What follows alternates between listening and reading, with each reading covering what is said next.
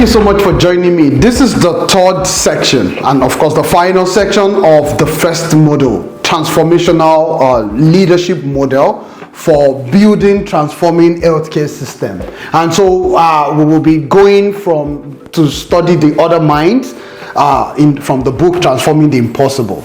I start by saying to shift from superficial to profound knowledge requires some degree of transformational learning, right?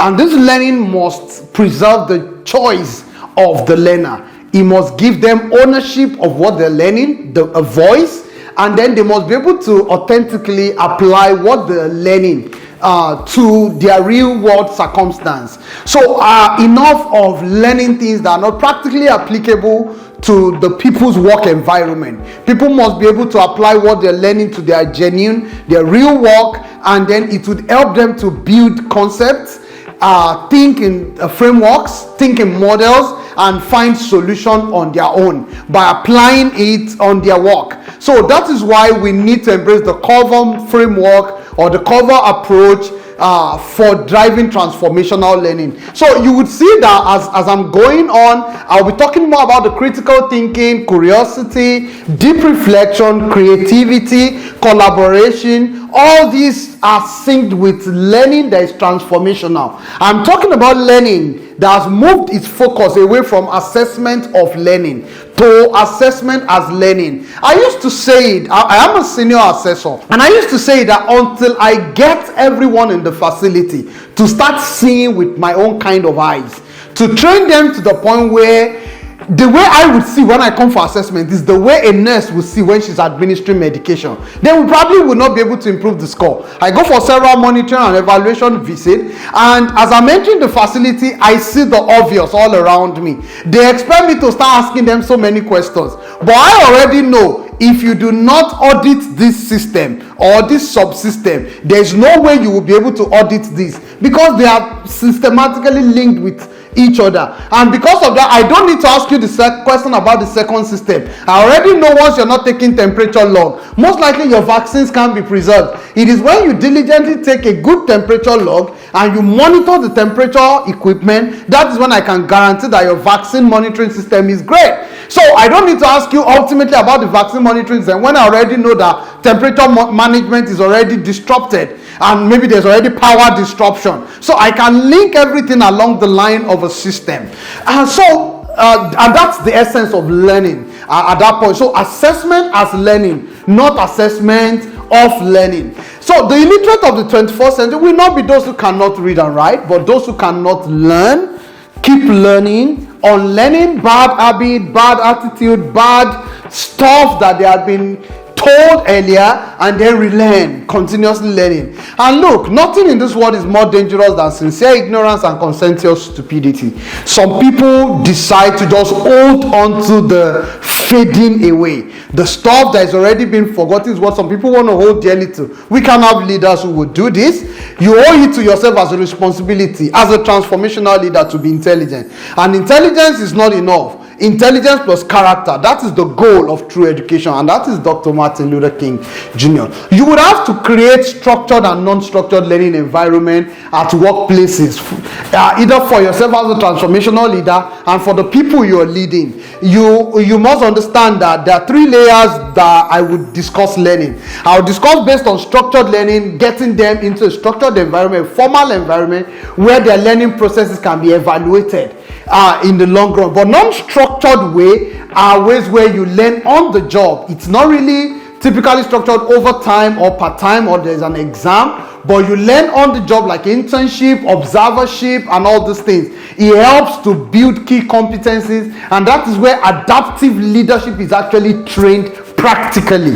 Now, we also have the focused and diffused form of learning. You see, there's the energetic dimension to learning. I want to read with focused intention. But the more diffused one is when I'm able to critically think on my own. And as I am learning things, I am also thinking on my own on how to make it better, the diffuse way.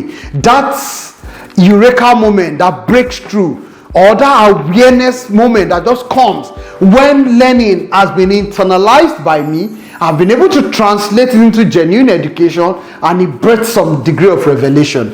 And then when we talk about assessment of and for and as learning, assessment as learning is what I will dwell on, because at that point it's collaborative, it's reflective, and it's based on continuous evaluation of your own form of learning yourself. You grade yourself if you are improving, and those are the kind of leaders we want. Leaders who will sincerely be able to evaluate themselves and be able to create quality improvement plans for themselves and be able to grow and become better. We don't want leaders who will need people to come and tell them what they should do. We want leaders who can self-assess, self-grow, and self-develop with minimal support from collaboration. We have the concept of shuhari. Shu means you learn under someone. We all do that. We learn how things are done. Ha means at that point you start becoming a master of your own self, but you still hold on to the principles, the rules. But by the time you get to read, you transition completely into the concept where you will now start creating some rules based on the newer realities that you are having. So I'm telling you that learning is a deep concept. Learning is not for the faint-hearted. I love this.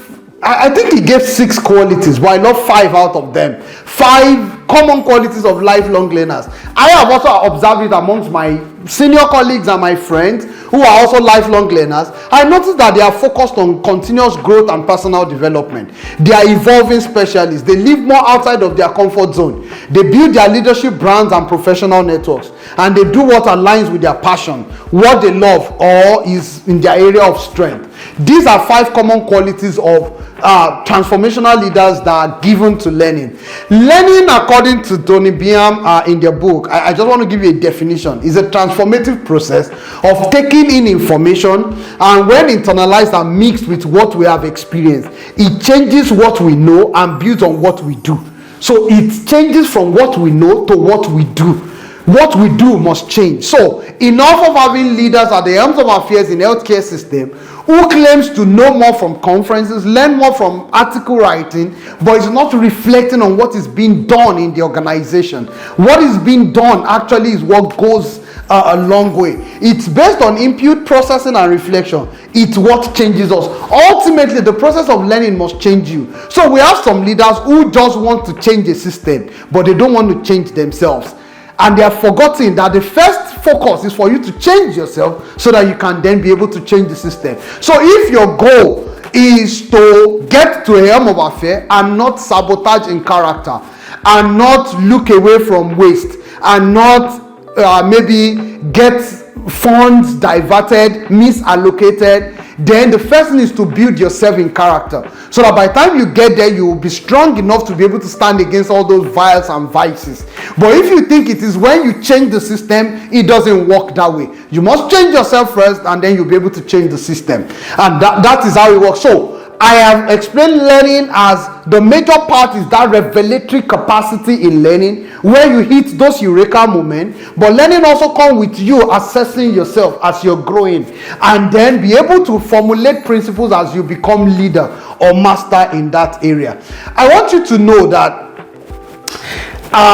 learning, what do we need to learn itself?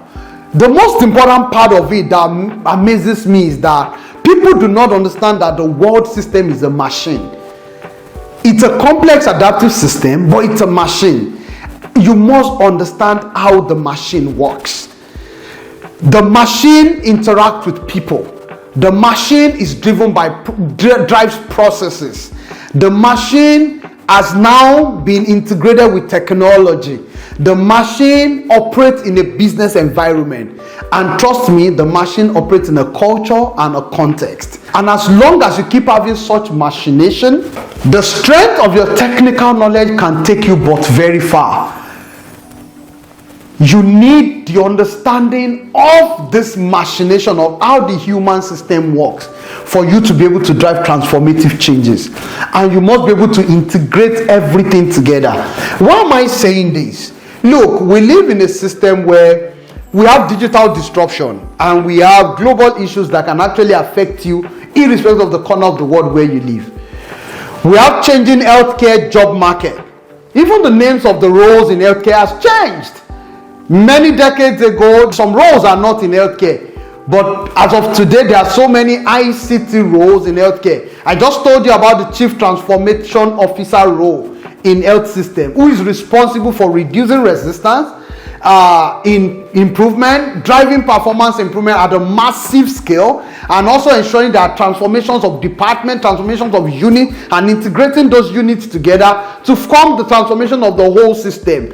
And they work in the healthcare system. Now, another thing you must remember is that we live in the world where we're talking about complexity thinking, systems thinking, adaptive thinking, and design thinking. And then we're talking about implementation science thinking. With all this that must drive continuous improvement, you must understand how they interact with the machine. Understanding that the human system has a social system that must be scaled at political, at economic level, and at cultural level. The management of emotionally charged and tensed workplace chaos, conflict, and crisis. You will be faced with such. There will be interdisciplinary challenges. There will be unit teams to collaborate together. Then leadership, communication, and negotiation capacity. You see, you must be skilled at negotiation if you will drive transformation. You must be skilled at negotiating at the level of time, negotiating at the level of financial resources, negotiating at the level of skill, at the level of human talent, at the level of intelligence. To mix all these things together by driving policy-based changes, allocation of resources, driving leadership commitment, ensuring there is reward for the work of quality and transformation, and ensuring accountability and transparency in the system to drive visualization of quality of care. Because ultimately what we want is that you must formally, philosophically, and ideologically institute or integrate quality or quality thinking into the minds of everyone working in the system. That is the essence of learning. Until we get to this transformative process where learning changes the heart of the people working with you, where you're able to build personal models, social models, and structural models, and integrating these three together with their either motivation or abilities, as described in the book The Influencer by Joseph Greening. Until you're able to integrate these three together, you will not achieve so much with learning, because learning in itself is not what is important. It is actually the doing. But we must be able to transform from the understanding to the action, and from the action to continuous evaluation and scaling of that action. So the next thing is we need transformational leaders who will listen. And you see, listening is a very crucial skill. It's a learnable skill. This is one of the crucial skills that I had to learn with time. Listening is not just about what is said. It's about the intent. It's about the why. There are so many things that words cannot communicate and that the person is trying to say to you. And so you're not only listening to the words, you're looking at the person, you pay attention. So most people do not listen. Most people do not listen. A lot of us listen with the intent to reply. And before the person concludes, we already have our reply crafted. And that is not listening. At every point where you listen to reply, you probably did not listen. And we need leaders who will listen to us. And I think there's some region of the world called the region of disorderliness. One of the crucial factors in those areas is that the leaders do not listen to the people. Now, I need to make a little, I need to put a little caution here. Listening to the people is one thing. Understanding the people is another thing. But understanding the people's level of thinking and why they are saying what they are saying is another thing. Because you also must be able to communicate back to them that the reason why you're asking for this is because of this level of understanding. I'll give you an example. Let's say in a community, a local community, I want to give them gas-powered heating system. I can't lay a pipe gas, so I have to run it on cylinder. If I'm going to lay a piped gas, it would take years to construct. But I can use cylinder to give it to them tentatively, right? I must be able to listen to them and then communicate back to them that we are going to face this thing. And they also must understand the trade-offs for every advantage you gain in any system, you will trade off something else.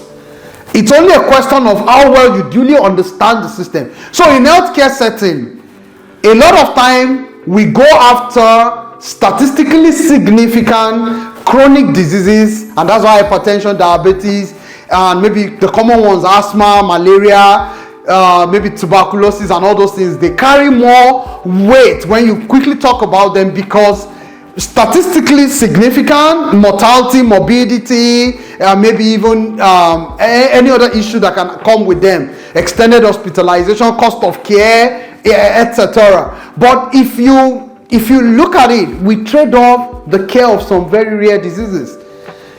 I understand that, and I want us to know that we are talking about population level care, and ultimately we may give maybe statistical figures around admission rate, readmission rate, per capita cost for admission and all those things, and then we even rate our hospitals based on number of beds, number of we rarely pay attention to the qualitative and quantitative scores of quality, because we truly don't even listen to our processes. So I'm not saying listen to humans alone. Listen to your processes. Listen to how your processes is reacting to the increase in the number of patients, and all these are crucial skills. So I said it now. I said I do not listen only to the quality of what people say again. Now I listen actively for the quality of their minds.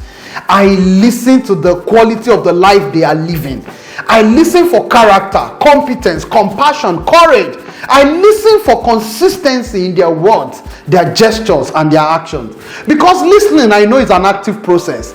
It's not a passive one. It's a learned skill which gets better with effective training and use.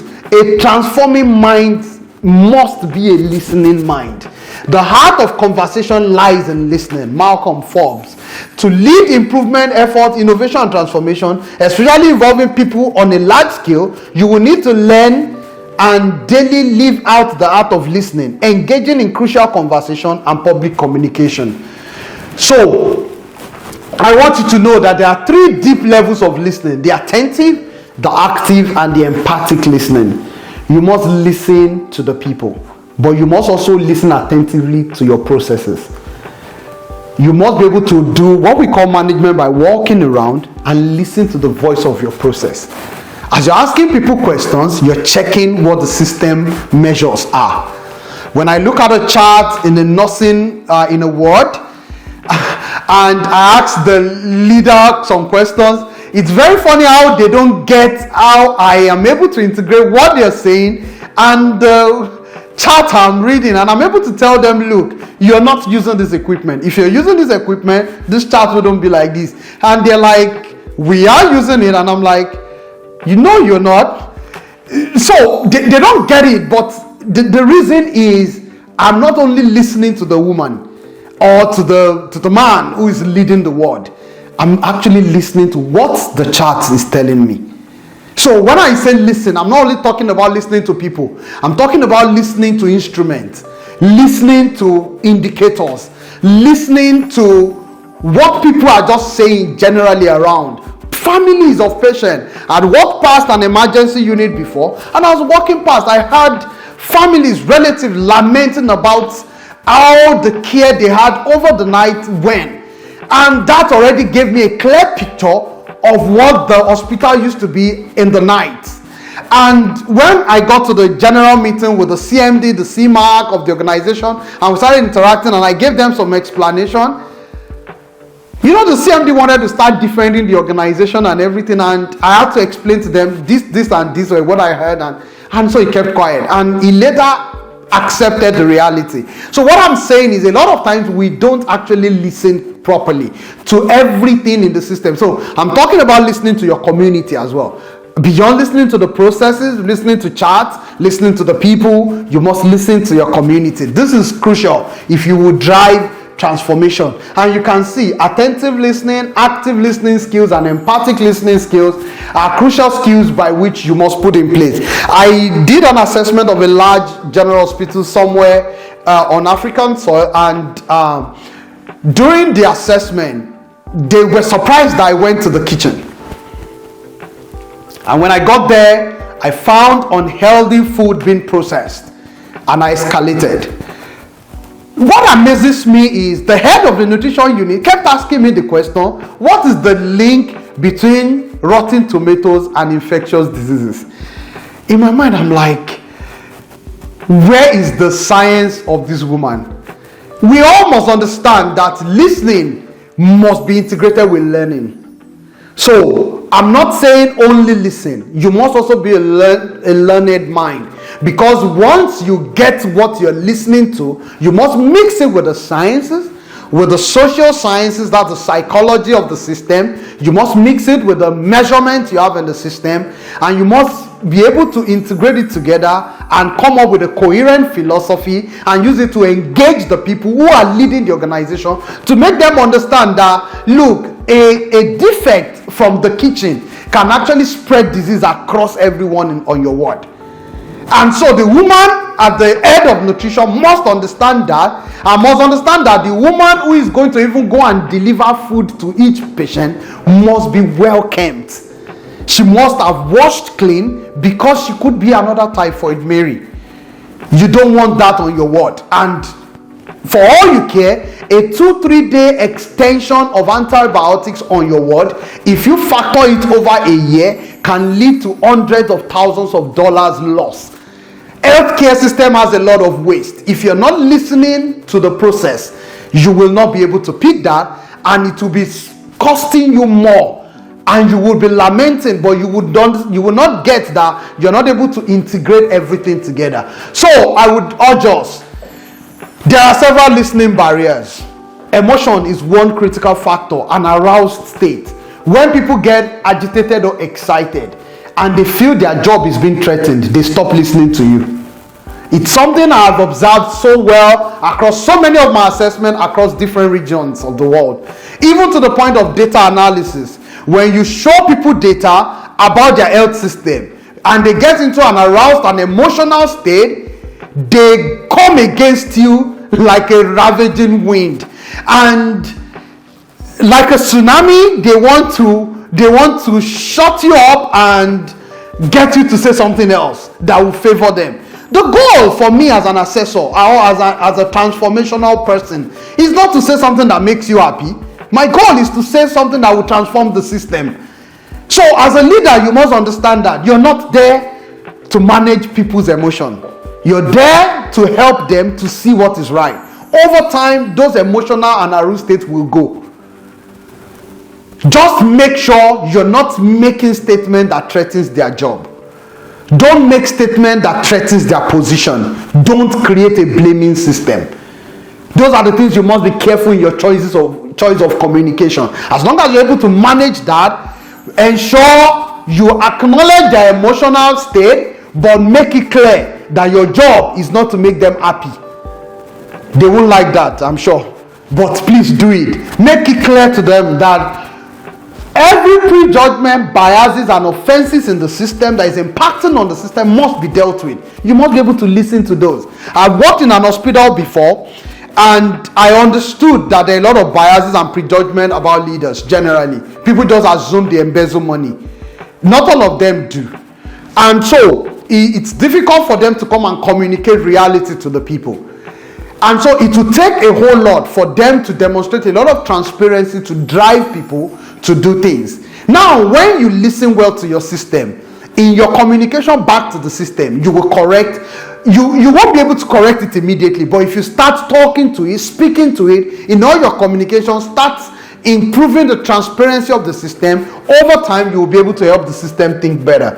Multitasking and distraction is another crucial part that reduces our listening capacity, which I think leaders need to work on. I cannot say categorically that you will not multitask. I can only say you can improve your capacity to listen attentively and empathically, even though you may have to multitask. But in some cases, I would say, please stop whatever you're doing and listen properly.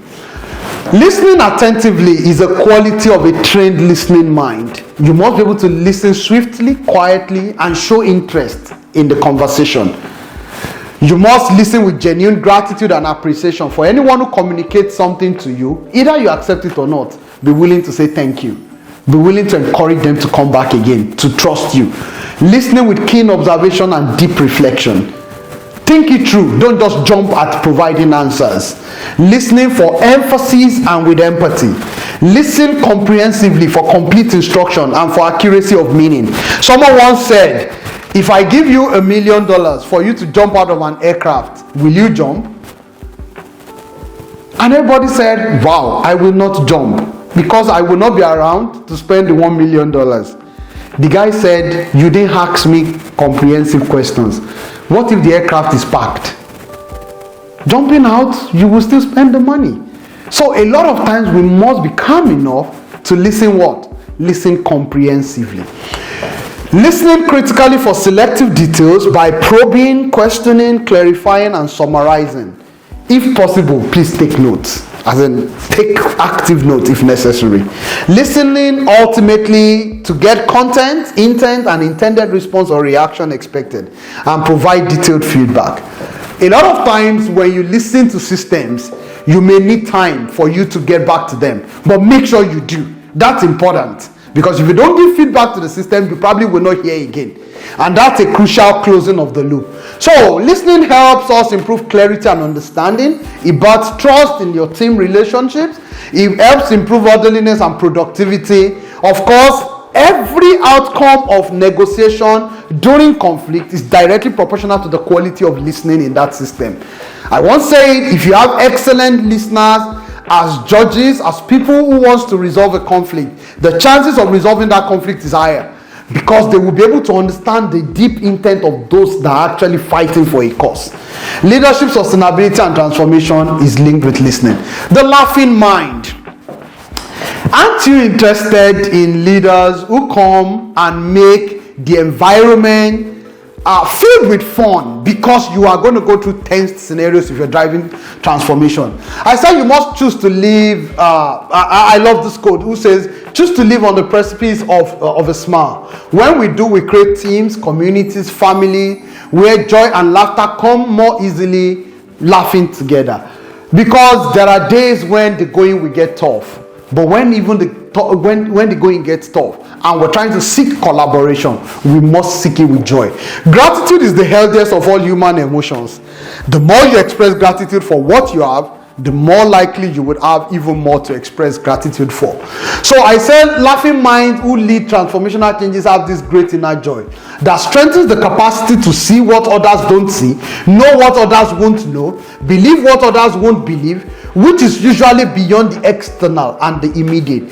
True joy is not driven by immediate. It's only a boy that wants something now and wants you to do it for them now, and is only happy because you're able to do it now. If you're still in that realm, and the reason why you want to be the HOD, the minister, the commissioner, is because of what you want to gain now, then you're probably not the best fit for that position.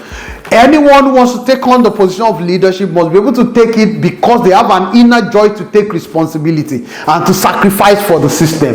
Because the external findings and the immediate is a curse and is a trap for the conforming and the socialized mind. I always smile when I see people embezzle money. What they don't get is that they have traded off something that is way more. Anytime when you take the money, you're trading off virtue.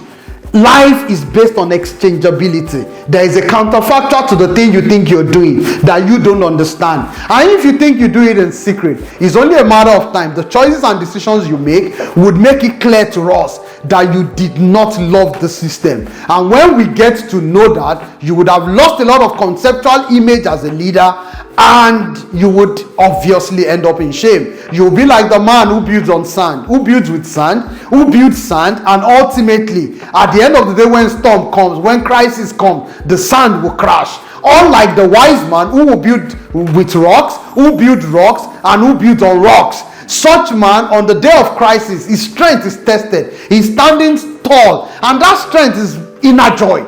Is the inner joy that he is able to do something great. Because transformational leaders have an unusual positive emotion characterized by laughter, excitement, and celebration of victories and failure. The man is not moved by the days he fails, because the joy is an inner joy. It is not about the happenstance. It's about an inner strength that he has built. The laughing mind is based on building leaders with clear identity, who will work with right values and principles diligently, and possesses the deep internal joy and the love for seeing a transformed society. Until we have leaders like these who are able to drive themselves with internal joy and love for a transformed society, then we're not ready for transformation, because transformation will put a lot of priority on your internal growth and intrinsic value.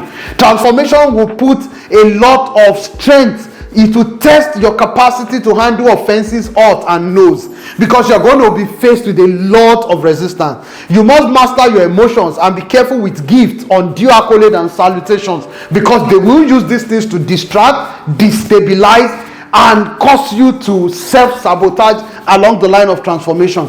You must keep evaluating the emotional intelligence on your team. You will eventually find those who will self-sabotage on your team. You must forgive them ahead of time, strengthen them ahead of time, and work with them even when they fall out of the team. Then you must take full responsibility for your actions and inaction. And don't forget, ultimately, you must position yourself for excellence and derive your joy and pleasure for seeing transformation. In some cases, you will get to lose something. Tell me, Dr. Martin Luther King Jr. lost something. Nelson Mandela lost something. I could count many leaders who lost something. They lost something of what? But the truth is, they led a transformative life, and we know them for the transformation. So when I say transformation will cause you to sacrifice 100%, the joy should not be in the fact that you only sacrifice the 100%. The joy should not be your joy should be from the fact that you gained the transformation. It should not be in the fact that maybe you lost some trivial things, some fun, pleasurable moment with family, which you may have to trade off on the journey to transformation. Transformation is a real battle, but in it, you must catch the fun. You must do it with laughter. And it always comes with the fun that is inside of you. Stephen Wozniak is one of the is the co-founder of Apple. He's an American engineer and a techpreneur. In his early days, he's described, he has a formula for happiness. I heard this on one of his TED Talks. He said, happiness is smiles minus frown. In my environment, there's no frown. And he said, I have a modified happiness formula for myself. Food, fun, and friends. Just get me food, make it fun and friends. But he's also a workaholic. So I'm talking about competent people, compassionate people, courageous people who dare to transform the impossible, and yet they are able to make the environment fun because they came with inner joy. We'll talk about the lean agile thinking mind. We live in an emotionally wasteful generation that is unwilling to take on the ruthless sacrifice and discipline redeem needed for transformation. I want you to note something. In healthcare, there is a lot of waste. There's a lot of overuse of resources, either because we're trying to protect ourselves from legal consequences that might come, or the system is just designed to waste resources. I need us to know that if you're going to be a transformational leader, we need to cut down on waste. We need to cut down on waste. So this engagement will confront our culture, our realities, our capacities, and challenge our relationship and our willingness to engage consistently. We need strong transformational engagement. This engagement will truly cost us our pleasures, our relaxation, and it will regulate us to strictly held on to what we need. Ultimately, in time, it will serve us with transformed capacity. There was Shingo that was talking about that the most dangerous kind of waste is the waste we don't even recognize. Waste of time. We don't even recognize it. So many waste in the system that we don't, excess transportation, extra processing, all those waste are things that we don't recognize. Henry Ford says time waste differs from material waste in that there can be no salvage. The easiest of all waste and the hardest to correct is the waste of time, because wasted time does not litter the floor like wasted material. Waste is a major thing a transformational leader would have to deal with if you want to drive transformation. And I say it all the time, human talent, financial resources, the willpower of the leader and that of the team member. If you waste these crucial resources, it will be difficult to get them back. I defined, if you want to work in the lean agile system, you must work with visualization. You must create comprehensive and a compelling scoreboard that would help people to see. There must be clear accountability and transparency. There must be decisiveness as to what we're going to do, what are the action plans, and how are we tracking them. Accommodation, working the system, and then monitoring and evaluation. These are crucial to driving lean agile transformation. You see, the application of lean and agile mind in organization and system-wide this thing, the goal is actually first to alter the culture and the context where we work. If you're able to deal with that, you will be able to drive your current level of operation to operational excellence. And you see, you can't keep achieving that if there's no focus on strategic execution. There must be focus. There must be excellent level of measurement, monitoring and evaluation. And you must measure both qualitatively and quantitatively. And you must have a comprehensive mix of both measurement. And then the people factor is crucial to transformation. I want to talk about the lean agile thinking culture, which is crucial. Is a culture that achieves more value for the patient or the customer and the business system with less resources and more predictable timing. Lean agile thinking culture is a culture of continuous learning, capacity building. It's a culture that seeks to eliminate waste and build quality into every process. It's a culture that respects people and leads them. We can no longer tolerate a system in healthcare where one profession will bully other professions. Everyone must have respect for one another. That is crucial. We cannot continue the blame game as well. We must respect each other and work the system to make things happen in healthcare if we're going to build a transforming culture. Culture of transparency, accountability. It must be culture of collaboration, both internal and external stakeholders. And then it must be culture that responds to change and thrives in terrain that is volatile, uncertain, complex, and ambiguous. These are critical. Just to explain to you what system thinking means. You have the structure, you have the process.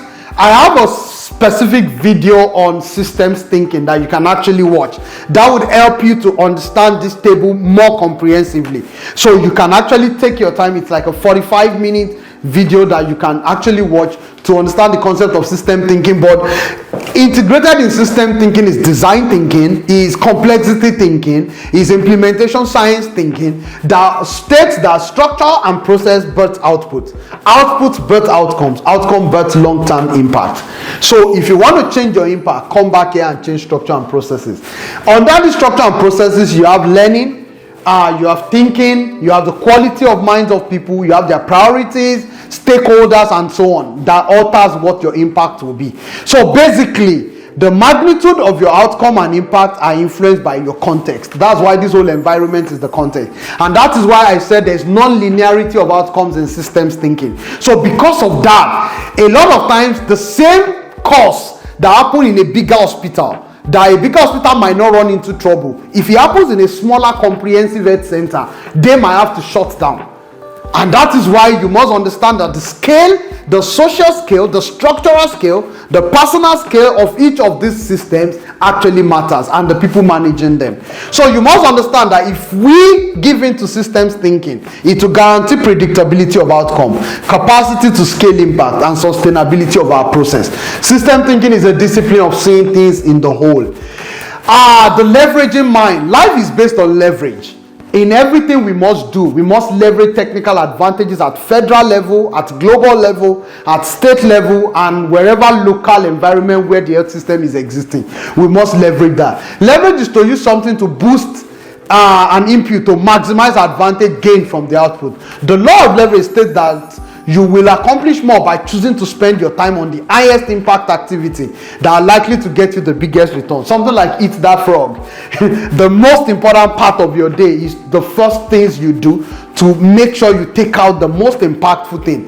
The Pareto principle, the 20% that impact on the 80% of your result. So to transform the impossible, you must leverage and then the capacity to know which lever to pull to transform your people, your culture, your performance outcomes are crucial. These are things we will talk about in subsequent modules. So life is based on leverage. The more you know how to leverage life, the more successful you will become. Robert Kiyosaki said people with leverage have dominance over people with less leverage. In other words, just as humans gain advantages over animals by creating leverage tools Similarly, humans who use these tools of leverage have more power over humans that do not. You see, humans who have excellent data analytics skills. I once gave an example of when I don't know how to use VLOOKUP in Excel, and I had to spend more time to analyze my data until I got to know it, and it speeds up what I need to do. Pivot analysis had actually helped me significantly. So many other things I've learned using different forms of tools that's given me better visualization in terms of aesthetics, elegance, excellence, empowering me to do more in less time and be able to even create meaningful representation and connection with my stakeholders, and other colleagues, and we're able to drive better outcome. So it is wise to leverage principles, but better to understand the limit of the potency of that principle so that you know when other laws kick in. Don't forget, even when we talk about gravity, when you break out of the influence of gravity at the speed that is needed, you will no longer be influenced by gravity. That's the escape velocity. So the 6 common leverage factors for transforming a system. Number 1, you must be ready to leverage the integration of principles and strategy. Number 2, you must leverage passions that drive unwavering coverage. You will see people who have caught fire with your vision, and you must leverage them. Number 3, you must leverage people and their connection and commitment to your cause. You must leverage the understanding of time, seasons, and cycles. In everything you will do, there's what we call the Kairos moment. You must leverage it.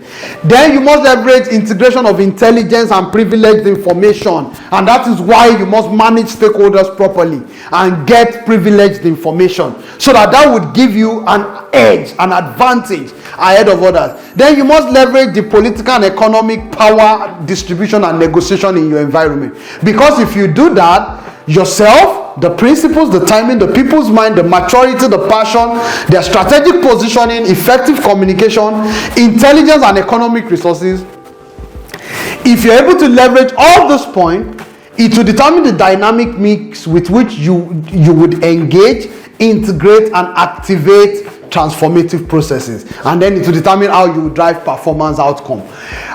The leaping mind, of course, this is the last form of mind before I give you the final wrap up of my mind. There is no journey unto transformation that is done without the risk of total and fatal failure. I need to tell you that, and that's why transformational leaders are leaders who have passion that is stronger than the fear of death. I mentioned that every significant change that must challenge a people's culture, processes, organizational structure, and also demand a crucial sacrifice for growth will be a difficult one, if not impossible. Innovations and transformation are achieved in the terrain of impossible. Therefore, many leaders just coast along in organizations or create marginal changes within a culture. We do not want social loafers as leaders again. We need leaders who want to transform system, and there are people who live and they are willing to risk something. They leap in their thinking. I think that at any time of great pain is a time of transformation, a fertile time to plant new seeds. So I told you about leveraging time, right? So we must understand that based on transformation, there are 3 kinds of minds that live in the world. So every time you analyze your system, you must seek out these 3 minds. There's the convenience-driven or socialized mind. There are the efficiency-driven or evolving minds. And there are the interdependent or self-transforming mind. It will be good for you to integrate effort with self-transforming mind first, get to co-opt some evolving mind, and then influence the socialized mind over time. So the 6 common leverage factors for transforming a system, which a leaping mind would have understood well, is that the attention to seeking and living by principles. They embrace the lifestyle of sacrifice. They have sincere monitoring and evaluation system, just like I talk about assessment as learning. They have a unique understanding of seasons and moments. They have courage and tenacity to hold on to ideas over a long period of time. So they might even hold until a leader is gone, until another leader is gone, before they now become the leader themselves and they're able to transform the system. Sometimes we may have to wait that long, but keep presenting an idea, reiterating it, building iterations, building prototypes, improving on it until we get that positional authority to even be able to transform the system. So they have mastered the art of spoken words, they have courage and tenacity, and they know continuous practices increase the chance of transformation.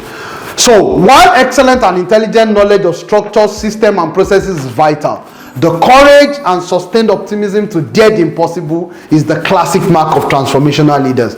These leaders leverage their imaginative mind to see possibilities beyond their current state. So you must put pressure on your faith reality, and your imagination, that real video playing in your mind, must be so real enough for you to passionately drive it to reality. Transformation will force you to live in two realms simultaneously. You must live in an excited state, a leap in faith and imagination, and operate also in your ground state, the classical reality and fact-based life. So just like you have electrons oscillating between a higher energy level and a lower energy level, and we call the lower energy level the ground state and the excited state the higher energy level, so must the mind of a transformational leader be. And that is why there is the concept of classical economics and behavioral economics, and then there's also the concept of classical physics, that's the mechanics, the Newton's law, and also the concept of quantum leaps in physics. All these two states explain how the mind of a transformational leader works. If you read the book, you will find more details about that. I want you to know that I wish you many great transformations in your lifetime, and many more for the next generations you will mentor. My parting words to you as a transforming mind in this world is that transforming the impossible is all about you. You are the impossible. Your mind transformation is the journey of the impossible. If you ever think everything I've been talking about is about the system, my goal is to transform you. Because I know once I'm able to transform you, you will go ahead and transform the system. So I've heard that moments defines transformational leaders. Crucial moments make the difference. Being trapped from leaping during the Kairos moment is what keeps people socialized. I warn you though, do not get trapped. Do not get trapped. Make sure that when the moment that counts comes, those Kairos moment comes, you are ready for genuine transformation. Thank you so much.